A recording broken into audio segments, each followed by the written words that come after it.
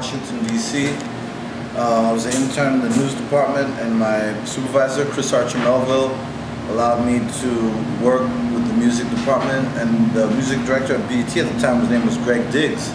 Yeah. And Greg Diggs and Tia Smith, Dave Hawley, Greg was very, very open in terms of like me helping out, even though I was an intern in another department.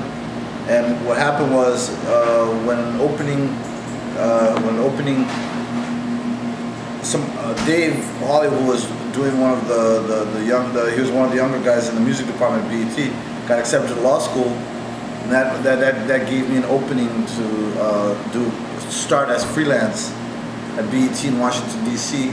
That turned into a full-time job, and then it turned into us moving to New York City from Washington, D.C. The music department, when Stephen Hill took over, he moved it to New York City.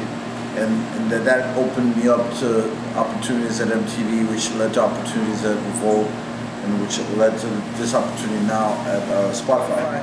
I'm programming hip hop, but it's more of, trying to be more like, I'm more interested in the culture and making sure that the culture resonates in the playlists. Spotify does playlists. They're not necessarily linear playlists. It'll be, let's say, hip hop and then an activity like commuting, you know, right. or working out or whatever, or mood, you know. Right. So basically, what I'm in the process of doing is making sure that we don't just touch the mainstream stuff, but also just the cultural part, and kind of bring life to these playlists and bring some more human touch to these playlists, so that when you're listening to it, you're like, wow, this is tight. Right. Like, yeah, you know what I mean? Right. This isn't just thing, but one song after the other. Right. Exactly. I feel this. Like, you know what I mean? I want to come back. Right. Yeah. So right now, just the hip hop on the Spotify, especially the playlist right now, and just that cultural connection. Nice. Yeah. So that's what I'm kind of brought in. Like, hey, look, we have hip hop. It's popular. Right. But they're dedicated to making sure they do hip hop right. Nice. So it's not just about having hip hop, benefiting from it, but giving back to the culture. What I learned at Revolt is that there's a new generation. You know, Revolt is full of a lot of really vibrant young people, right? Like, and the new generation who are digital natives have a whole different way of looking at things. They have a whole different way of listening to music.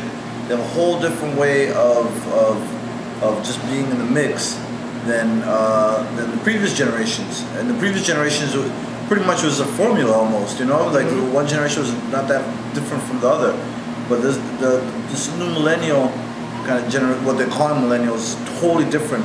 And Revolt was a great place to work with that generation, because over there it's truly the voice of the young people. And that was my top lesson from working at Revolt. And also working for a startup is nothing is promised, and there's a lot of when you have a success, you you know, when you launch or when you have a great outdoor event, it's exciting. It's very exciting, because nothing is promised at a startup, and there's so much at stake. So when you succeed, you really feel the success. So those are two things. What else I learned at Revolt?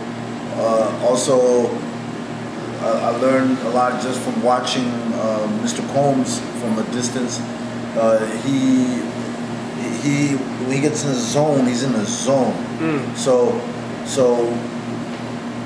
when he's in that zone, and everyone else gets in the zone, and you pull off magic. You know, the Revolt Music Conference, I thought was a great.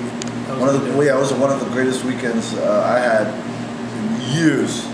Right. And it was because of the magic in there. There was a magic in there. Everybody wanted to be there. Everybody was tuning in. Everybody. The people coming in from like Nigeria and Canada and all of there were kids that raised money, GoFundMe accounts, have their classmates send them to Miami.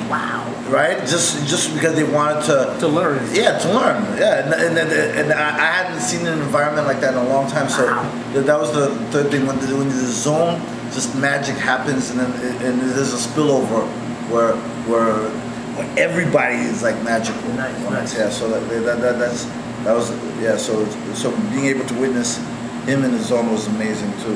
Nice. Right now, I like Troy Ave, and I feel like people should be talking about him more. The reason I like Troy Ave, he's consistent. You listen to the songs, they're dope, but it's one after another. He's like in his work ethic, like he himself will get involved, and I think that the moment Troy Ave has that partnership with a bigger machine, that's when the rest of the world will realize. Right. But I like it. Also, it's not traditional. Right. Because usually somebody will be coming up, and then they have that heat, like, and then that moment, then they flame out. Yeah, then they flame out. That's not Troy Ave at all. He's just like pacing himself and non-stop. And the songs are, listen, the music speaks for itself. Brooklyn. Yeah, it speaks for itself. And I like that he has a mission, that he talks about bringing back New York and the fact that I've been able to live in Atlanta, Los Angeles, New York. I think every one of those places deserve to have pride, because they've all contributed to the culture significantly. Right. So I'm glad that somebody here is bringing that New York. Yeah, exactly, and from here, you know what I mean? Like from here and here, you know. So I believe that will lead to a renewal. Yeah, exactly. You know, and so I respect him. You know, give to artists today is the same advice I would have given to them years ago. It's just the different platforms. It's relationships, and these platforms, especially social media and in real life, and 1X, building those relationships, those collaborations, those partnerships, the engagement with the fans, etc., is having high quality relationships. It keeps you a long ways. You know what I mean? It buys you time. It brings you opportunities. You connect. You know what I mean? You connect. So it's the same as back in the day when you were. You know what I mean? Your relationship to the streets, your relationship to radio, your relationship to the clubs. You have these direct outlets now, like Spotify or Instagram or Twitter or Facebook. 1X, it's the same exact concepts, it's just different platforms. Nice. 1X, yeah, but so that's the part of the music business that's never going to change. Nice. It's the quality of your relationships and people trusting your output. Nice.